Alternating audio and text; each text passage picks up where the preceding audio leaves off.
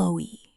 The story I'm about to tell you is a record of a bizarre incident reported from the port city of Pohang, Korea, concerning a dilapidated two-story house. It was an abandoned home that had long been for sale at a price several times higher than the market value. When a new owner finally appeared, the long-closed door to a tragedy was about to open once more. The new owner was an old man. Despite the realtor's warnings, he insisted on buying the house, presenting the deposit as if possessed by something. The neighbors whispered among themselves. There are ghastly rumors that a sick man in that house preyed on children to cure his own illness. That's why no one buys it. But the old man paid no mind to the grim rumors and finally became the owner of the house. On the first night after moving in, while looking around the house, the old man found something strange.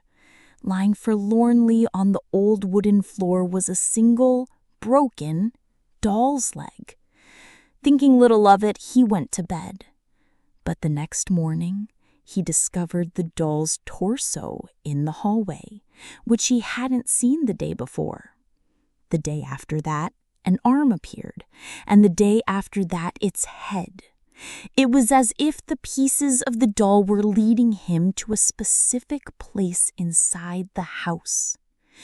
The old man followed the scattered pieces through the house until he finally arrived at the door to the cellar. As he creaked open the rusty door, a chilling voice greeted him from the darkness. "You've finally come.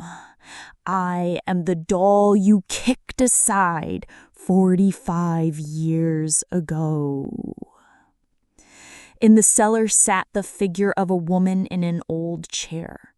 She was a survivor of a horrifying tragedy that had occurred in this very house decades ago, and at the same time an accomplice who had helped create it. 45 years earlier, a young couple and their little son lived in that house. One night, the husband, who had been missing for a long time, burst in with a bag full of stolen money. But their joy was brief. An accomplice followed him, and the two began to fight over how to split the money. The fight ended with the accomplice brutally murdering his husband. Fortunately, the wife and child who were hiding in a closet survived.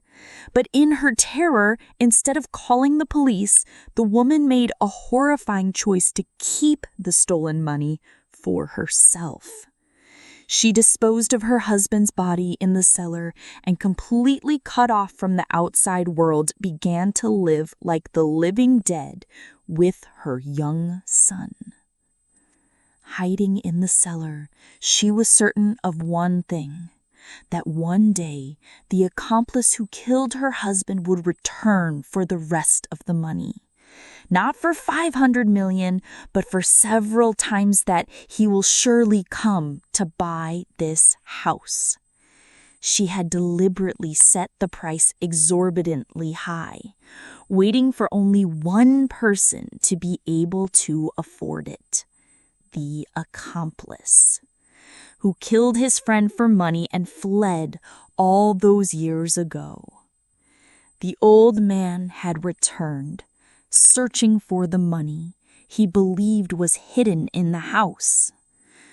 But what awaited him was not treasure, but a vengeance that had festered for decades. Chloe, what is the truth of this bizarre story? Were the pieces of the doll that appeared in the house truly the beginning of a revenge plot by the dead husband's vengeful spirit? Or was it all a meticulously planned trap by the woman in the cellar to lure the accomplice back?